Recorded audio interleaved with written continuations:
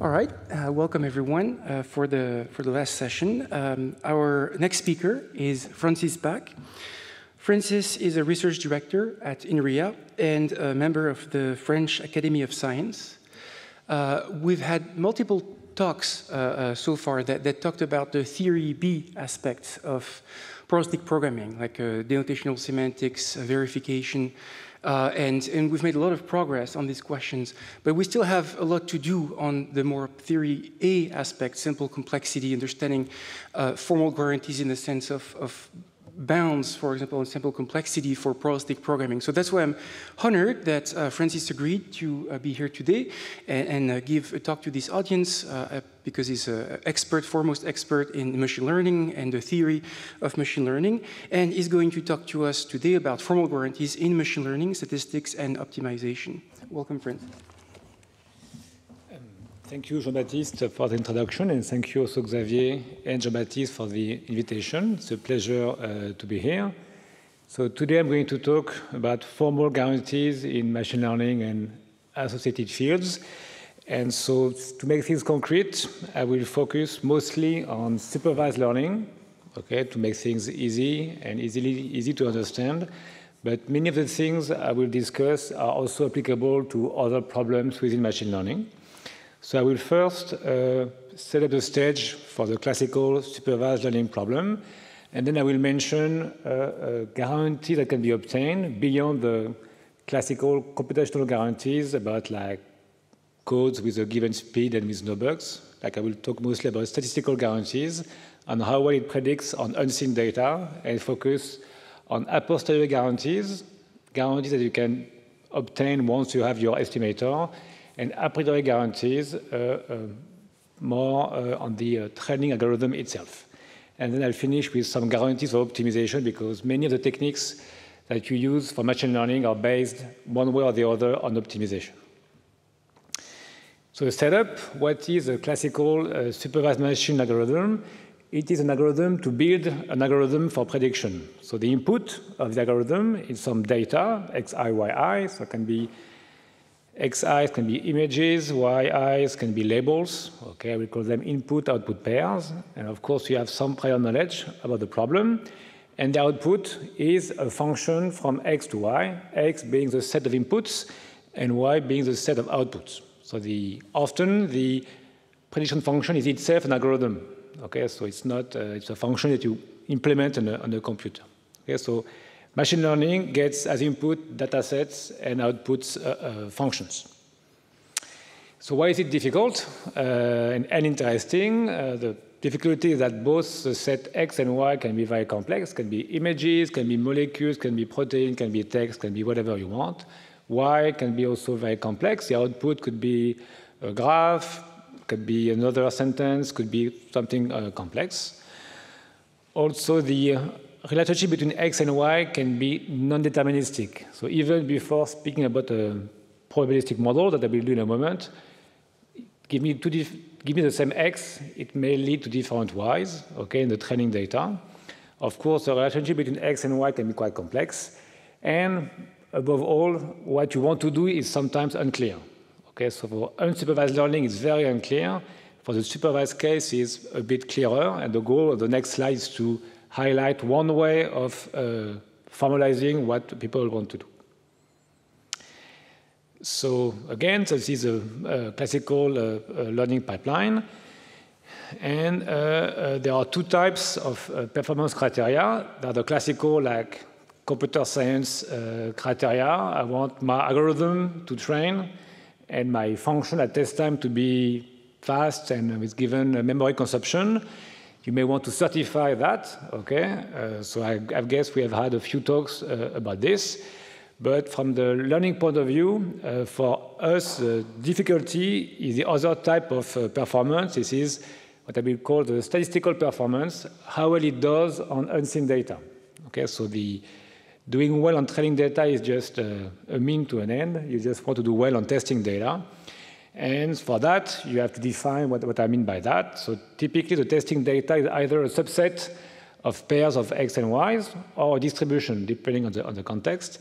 And for this talk, I'm going to assume that some loss is given, and I will mention losses in a moment. So I have a criterion, okay, given to me by the user that I want to minimize on my testing data. All right, so what is a classical performer that people use? So here I focus on the simplest example, which is the expected risk. So this is the average risk on the testing data, but you can imagine like many other things beyond that. For example, if you take if your output is a discrete object and the loss is 1 if you're different and 0 otherwise, if you take the average of that loss, you get the error rate. Okay, so 1 minus the accuracy.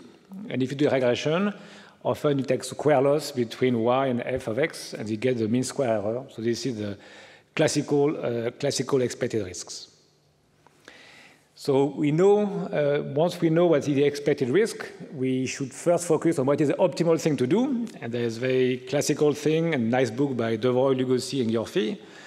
And the optimal thing to do is so-called the Bayes predictor, which is the argmin of that risk. Essentially, for every x, you look at the conditional probability of y given x, and you select the z, which minimal expected loss. Okay? So if you are doing classification, you just take the label with the maximal a posteriori probability, and if you do regression, this is just the conditional expectation of y given x. Okay? So the natural optimal predictions. So why isn't machine learning already solved? Because I have the optimal prediction. Because to do this, to compute this, you need to have access to p of y given x. And of course, you don't have access to this at test time. So this is why there's still something to do. As one thing first is this will be our criterion, but you typically have two. It comes in two flavors. Okay, either you want the risk to be certified. Okay, I want on unseen data to make fewer than 1% of mistakes on average. So this is often what you will care as a user. But when you want to certify a training algorithm, our goal as statisticians or machine learners is that given the data, I do the best that I can. Okay, and the best that I could is this minimum risk. That minimum risk may not be 0. Okay, so often when you look at, let's say, computer vision, you may be led to believe that an image is a cat or a dog. Okay, this is probably true. But if you work in biology, given your blood sample, okay, whether you're going to have cancer in 10 years or not is not the deterministic variable. Okay, so the mistake that you could make, the best performance will not be 0. Okay, so it's in many problems, the best is not 0, okay? And this R of F star is not 0. And the goal of statistics and machine learning is to achieve the best that you can. So when you want to certify, you provide guarantees for a training algorithm, this is going to be on the excess risk, the difference between our test performance minus the optimal test performance. Okay? So this is quite different. This is, we want to certify that.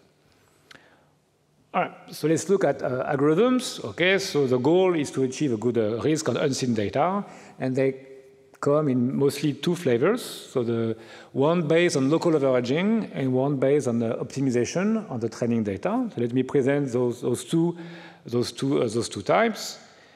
So local averaging is a very basic principle. We know if we knew p of y given x, then we will know how to compute the optimal prediction function. For example, here. For the square loss, this will be the conditional expectation. So the task of supervised learning is to compute conditional expectation. And one way of doing this is to approximate this p of y given x by something and just use the expectation.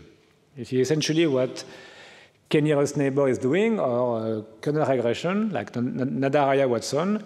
Essentially, you look for a given x, so this x, you look at data around you, okay, and you're going to predict essentially like data around you by assigning to your close by points a weight and defining this p of y given x based on the labels of points around you.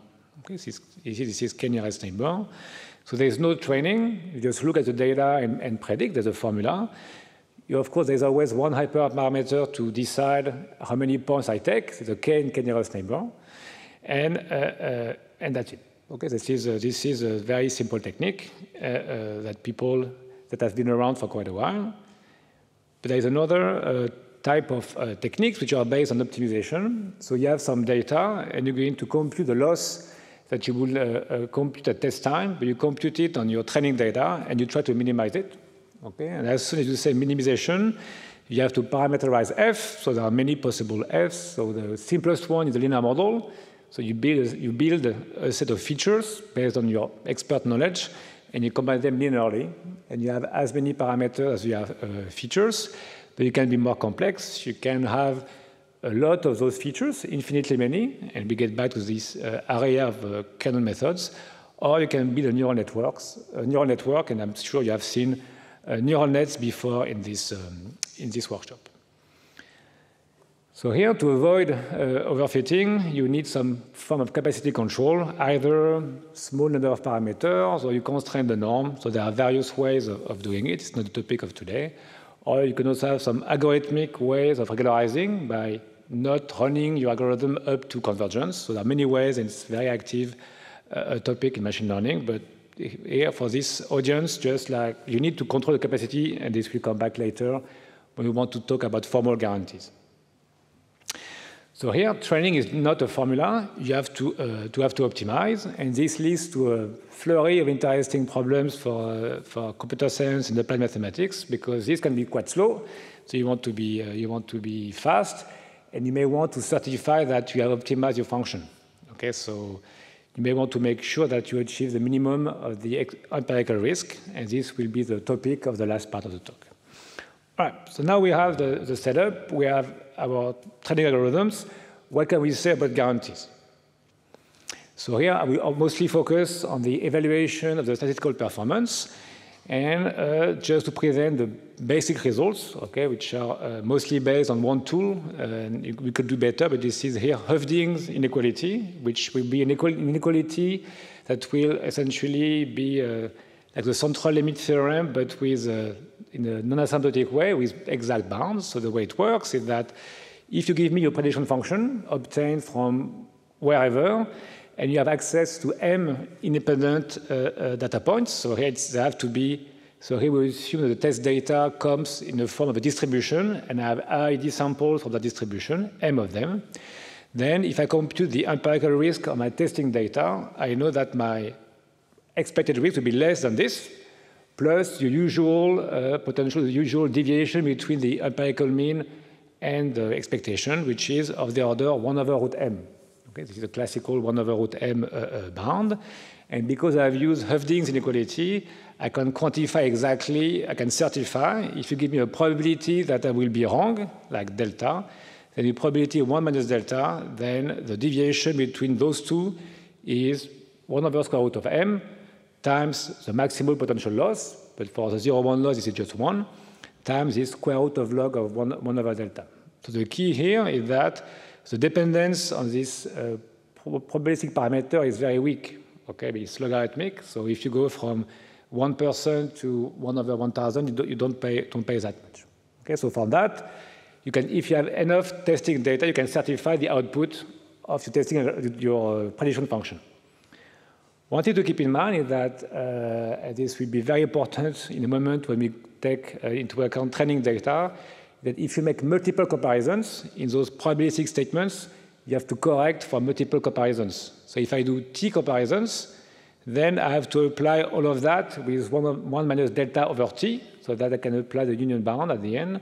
So essentially, if I make t tests, I'm going to replace log of 1 over delta by log of t over delta. So this is, you add something which is of log t. So when you compare two models only, that's fine.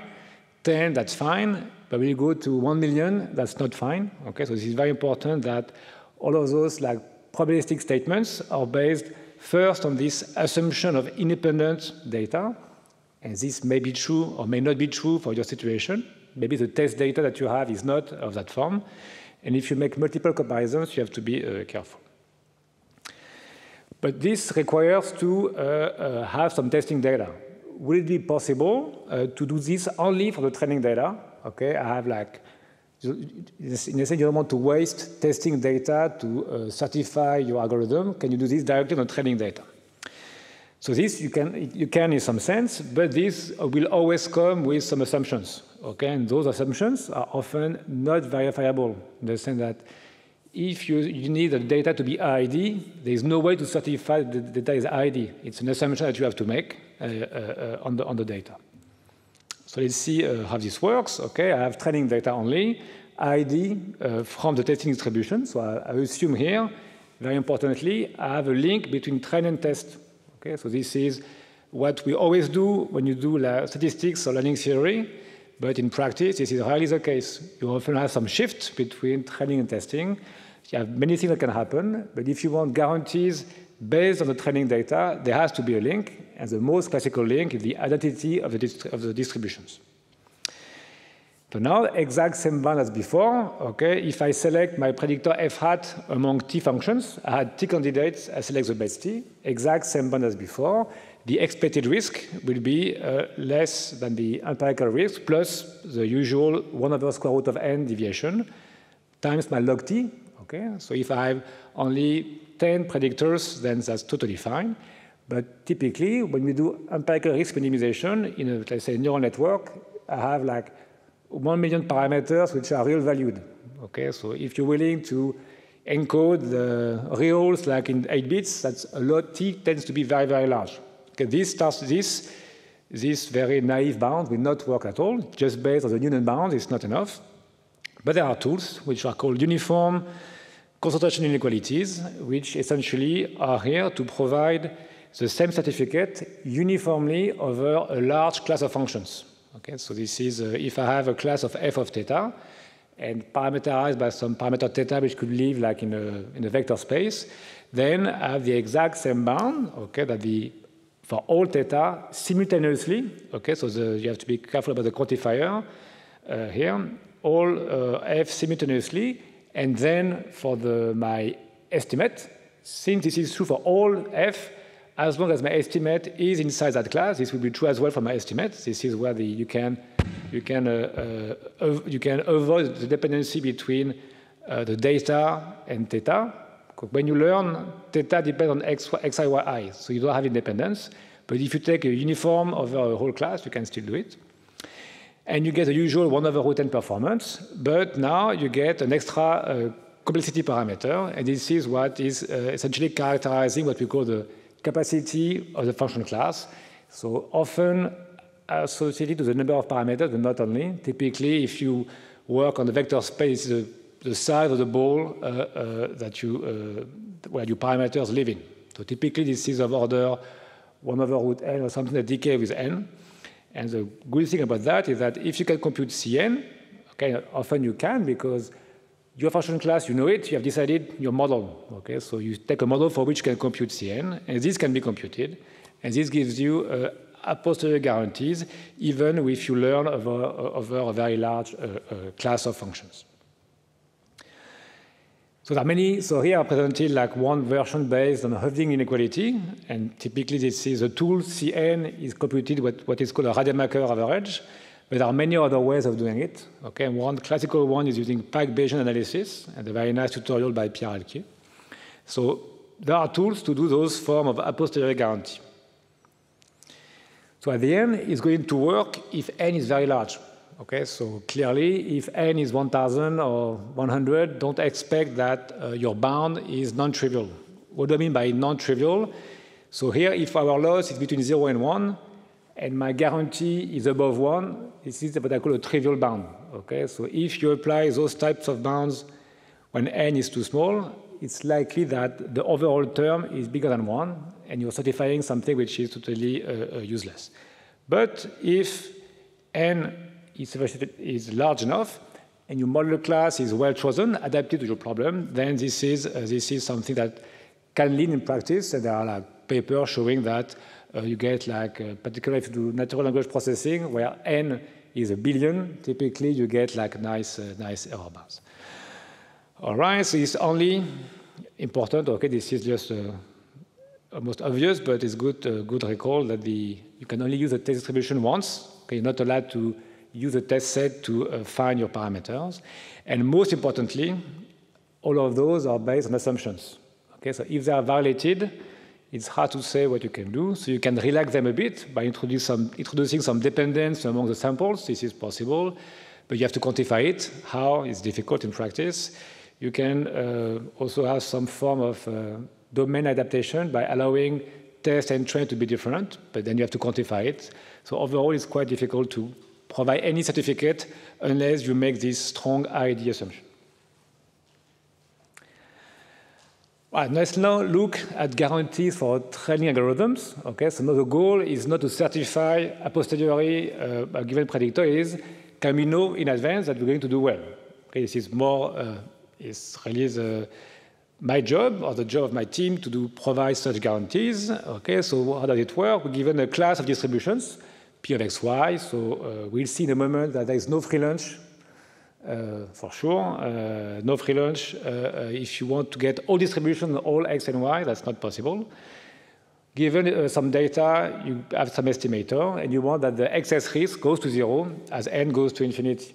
Okay, so you don't really care that the best estimator is good or bad. It's not your problem. Okay, you just want to do as well as the best estimator, and if possible, you want to quantify it. So here, those guarantees will be a priori. Okay, so even before I start to see the first data point, I want to get guarantees in advance. Okay, so this is what we would like to have, but in most cases, those guarantees will depend on quantities you don't know. Okay, so they are of low practical value. Okay, unless you know about your data, sometimes it's okay. So if you assume the data are bundled, this can be okay. But if you assume that if you make any assumption on the relationship between y and x, typically this is an assumption, and so those bounds, at least for training algorithms, will not lead to any form of guarantees which you can implement in practice. So first, the no free lunch theorem, so from the same book by Leroy, second edition, is just saying that all algorithms must have weaknesses. Okay, so if somebody, let's say from deep learning, tells you that neural net is always the best, it's fake news, as we say. Okay, so this is one example of that no free lunch theorem. And in the simplest setup, give me any x input set which is infinite, take the 0, 1 loss, consider all learning problems on that x and 0, 1, generate data ID from the distribution P, and if you give me any sequence that goes to 0, okay, so arbitrarily slowly, so 1 over log n, so it goes to 0, but it's very slowly. Then give me your best learning algorithm, like super deep net. Then I will find a distribution for which the expected risk compared to the optimal one will be at least my very slowly decaying sequence.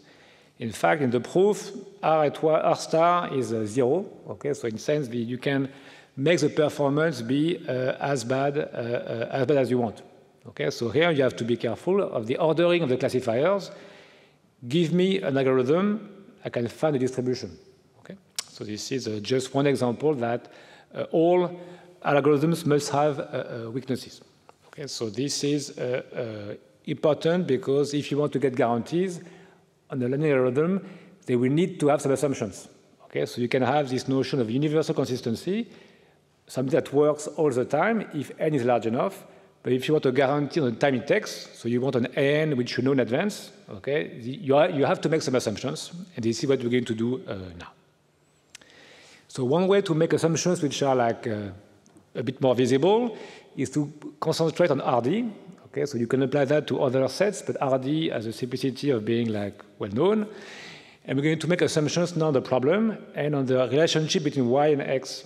Okay, so here, F star is the optimal performance. For example, in the context of regression, the conditional expectation of y given x, we're going to assume it's regular enough. Okay, so Lipschitz continuous. Okay, it's a weak assumption, but it will already lead to complex problems. So let's look at what we can say. So there is a nice lower bound on worst case performance that gives me an algorithm again. Then there exists a P distribution for which x is uniform, in fact, on the unit ball, and F star will be Lipschitz continuous for which your excess risk will go to 0, but at a speed which is very slow. Okay, why is it very slow? Because its dependence in dimension is really not nice, because if you forget the 2's, it's 1 over n to the power of 1 over d. Okay, so let's take d being 10. It's a very small d, but 1 over n to the power of 0.1 goes to 0, but you can try it out in your computer. It's very, very slow. Okay, very, very, very slow. And if d is 100, it's even slower. Okay, so this shows that if you want to achieve some excess risk epsilon, if I invert this relationship with respect to epsilon and n has to be exponential in dimension. Okay, so this is a classical curse of dimensionality. If I make no assumptions whatsoever on my problem, I'm bound to have worst-case guarantees which are quite bad.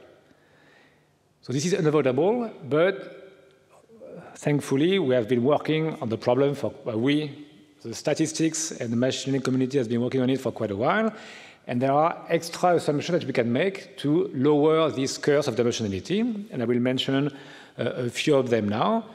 So one is the support of inputs. If your data is in high dimensions but happens to occupy only a small space, if your function f is smoother, that will help. And also if your function space, if your f star is in fact depend only on a small number of variables, we will be able to leverage that if possible. So let's look at the support of inputs. So this is very classical. Even the NIST digits, I think the previous talk has some NIST digits. Okay, so I think 16 by 16 from what I remember. And if you do look at that, there's always a black box surrounding the digits. So all the pixels at the border are always equal to always black.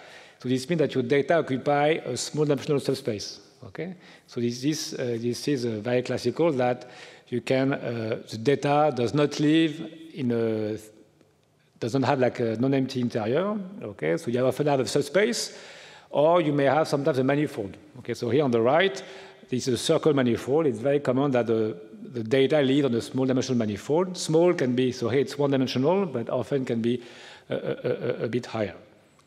And here what we hope, and this is what can be achieved in practice, that in learning, you're not going to pay the price of the ambient dimension D, but the price of the data dimension R. And this happens to be the case. Most algorithms, the ones I have presented, k-nearest neighbor or even like neural net, will be adaptive to that. Okay, so if you give them the proper hyperparameters, you will end up with a rate of convergence that will not depend on D but on R. Okay, so this is one improvement, and so this is one good thing about learning algorithms, that they are sometimes adaptive to this lower dimensional subspace. Other classical way of obtaining better bounds is to assume some smoothness of the optimal function. Okay, so here on the left, it's a basic one-dimensional regression problem where y given x is totally non-smooth, not even continuous, and on the right, a smooth problem. And you should expect that for the right problem, you converge quicker than for the non-smooth problem. Okay? And typically, this is being formalized by having higher order derivatives which are bounded, S. And this is the case as well. Okay? If you essentially replace D in the bounds by D over S. Okay? So this is nice books by Gurfi and Sibakov. And so this means that if S is large, if you're very, very smooth, S is of the order of D, for example, then you totally lose the curse of dimensionality. Okay, so this is one nice aspect of the problem. One caveat, the constant. Okay, I have not talked about the constant. The constant in front will typically be exponential in D, but the dependence on number of samples will be typically better. So here, depending on your algorithm, you may or may not adapt to it. In particular, if you do nearest neighbors, will not be adaptive to this. Even if your dependence of y given x is very smooth, you're not going to find it. Okay, so this is why nearest neighbors are quite not adaptive in any form of high-dimensional problem, because even if you have a linear model, if your function is linear, you won't be able to predict correctly. Whereas neural networks and kernel methods are adaptive to this. Okay, so this is one reason why those two techniques, kernel methods and neural nets, are still runnable on high dimensions, because if your target function is smooth, you're going to do well. And the final one is latent variables. So if your y given x depends only on a projection of your data, either linear projections or nonlinear projections. So here on the y given x depends on both x1 and x2. And here on that problem, y depends only on one direction. And what we hope is that we're going to play the price not of d, the ambient dimension, but only on r, the size of my latent variable. And this is what you can achieve, in fact, for some setups. And for this one, this will only be true for neural nets. Okay, so only neural networks, if you can optimize correctly, will be adaptive to this like latent variable. So often people say they do learn representations, and in this very abstract context, when you have latent variables, neural nets will find them if you can optimize correctly. Okay, so this is a whole different area, but this is, so at the end, so if you want to get some adaptivity, so what do I mean by adaptivity? Is the fact that I don't want to know in advance if I'm going to be in such or such situation. I don't want to know in advance what should be the subspace where the data live. I want my algorithm to learn it by itself. Okay, so by just finding the correct hyperparameter, typically like number of parameters, for example, then you want to benefit from an assumption without ever telling the algorithm what you meant. And what I've just alluded to is that in terms of like superiority of algorithms over others, at least for that metric, so neural nets are superior. If you can optimize them, then you have kernel methods, then you have local averaging. Because this one is only adaptive to small support. This one is adaptive small support and smoothness, and this one is adaptive to everything. So this is just to give you a flavor of the type of guarantees that you can obtain. They are all a priori guarantees, which are just telling you that if this happens on your data, this is going to work well, but they cannot be transformed into like formal guarantees. So for the last 5 minutes, let me talk about optimization, because many of the techniques for learning are obtained from optimization. So there are two different classes of functions, the easy one, the convex ones, and the non-convex ones. Let me focus mostly on the convex ones. So in a learning problem, when I'm minimizing the empirical risk, this will be convex if the loss is convex, and typically the loss is convex if you use like a least squares or logistic regression, and if your model is a linear model. Okay, so you have to specify a very small class of model, you cannot do neural nets, and the consequence here is that you get efficient algorithms with provable guarantees, which are both a priori and a posteriori. Okay, so this is very good. It's essentially like numerical linear algebra. You can guarantee even before you start to optimize, you look at the problem, you can say it's going to take me that amount of time to reach epsilon precision. Of course, assuming you can do linear algebra perfectly, it's a different story. You can both a priori and a posteriori guarantees. So let's look at the various algorithms to give you a flavor of what can be achieved. So here we minimize the finite sum, and this is a classical specificity of machine learning, is that we are not any problem in optimization, we have finite sums. So let's try to leverage finite sums. So the first algorithm, which is not leveraging finite sums, is gradient descent, okay, quite old, where you go down the negative gradient. So this is a 2D problem. You start here, you make one gradient direction, which is orthogonal to the level sets, you make a big step, and you go on. Okay, so you converge quickly. But every step of the algorithm, you need to compute the full gradient of the function g, and this requires to look at your old data. So this takes forever if n is very large. And what has been promoted since like the last 70 years is to use a stochastic gradient descent, which is not a descent technique, by the way, but it's still called a gradient descent, where instead of selecting all functions hi and averaging over them, I just select one of them. And if you do that, you see that you don't always go down, but quickly you converge to the vicinity of the optimal value, and that's largely enough for us. So this is like classical algorithms, and in the convex case you can do a bit better. This is like work which I've worked on like in the last 10 years. It's called variance reduction. The idea is that this algorithm, we have fast iterations because at every step I select a single edge. So by design, I have a good dependence on n, but a single stochastic gradient has a high variance. Okay, okay, because it has a high variance because it's one out of n. And the idea that it's possible to add terms that will reduce the variance. Okay, I will not describe what those terms are, but you can add terms depending on your past information that will reduce the variance and help you converge quicker. Okay, so this is not, I don't want to spend too much time, but if you have a convex function, then you can have like algorithms which will both have the nice aspect of being cheap for each iteration, but also be converging exponentially fast. So what do I mean by that? I mean that those are guarantees where there's nothing hidden. Okay, so here, this is so we look at complexity of algorithms by number of gradient accesses. Okay, so you give me your data. Okay, compute a few statistics. So typically for machine learning, the norms of your features. Okay, remember that here I have a linear model, and then the number of iterations that you need to reach precision epsilon with respect to the best theta in your class is a constant, universal, nothing hidden, probably not 1, maybe 2 or 4, times this. Okay? And this condition number can be computed. Essentially, this is proportional to n in machine learning in most situations. And you can see the various algorithms. So SGD has no dependence in n. Okay? So to reach precision epsilon, you don't need, there's no n in the complexity, but the dependence in epsilon is bad. Okay, so if you want epsilon to be quite small, you will need many iterations, whereas the gradient descent will be a bit the opposite. You have a logarithmic dependence in epsilon, so if you want to achieve small epsilon, this is going to be okay, but then you pay the price in n. And those variance reduced techniques get the best of both worlds. The dependence is not anymore a product but a sum, and when k is of the order of n, this is a strong gain, and you get exponential convergence. So this is a nice aspect of convex optimization is that you can get, those are a priori guarantees, but you can also get a posteriori guarantees by convex duality. So this is really the case where things are very nice.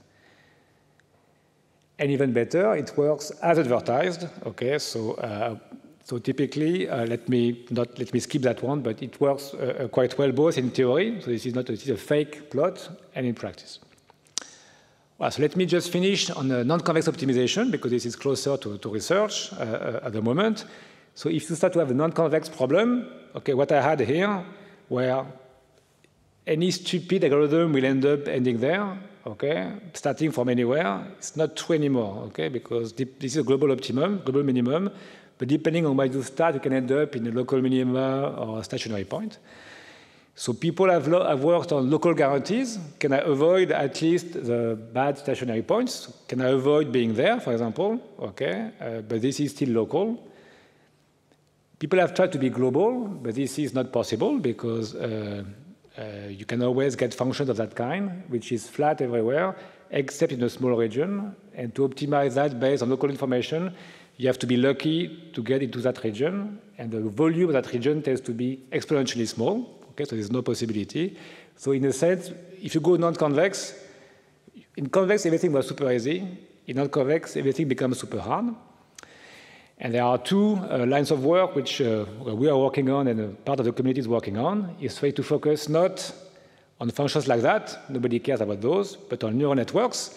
At the moment, nobody has been able to achieve like a guaranteed polynomial time training for even the simplest neural nets, by simplest, at least for one hidden layer.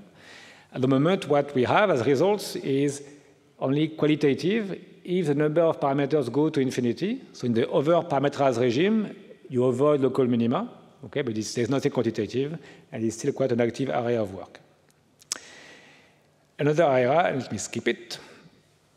So to conclude, so I've tried to provide some describe what guarantees you can get for machine learning and try to make things clear between computational guarantees, which are important, which are, in a sense, this is like, without those guarantees, nothing can be done, okay? But what we are focusing on is more on the statistical guarantees, that how well it predicts on testing data. Two different types of guarantees. Guarantees a posteriori on your estimator that you have, that you want to deploy. So this is based typically on computing the test error on test data. But you may also want to guarantee something about your training algorithm, how well it will perform even before you start the data. Of course, many open problems, okay, the interface between machine learning and guarantees. I think in this workshop, a lot of probabilistic programming. I'm not sure there was a talk on robust optimization, but it's also something which is very interesting, try to go beyond this average error rate as being the metric, and of course, many others. Thank you for your attention.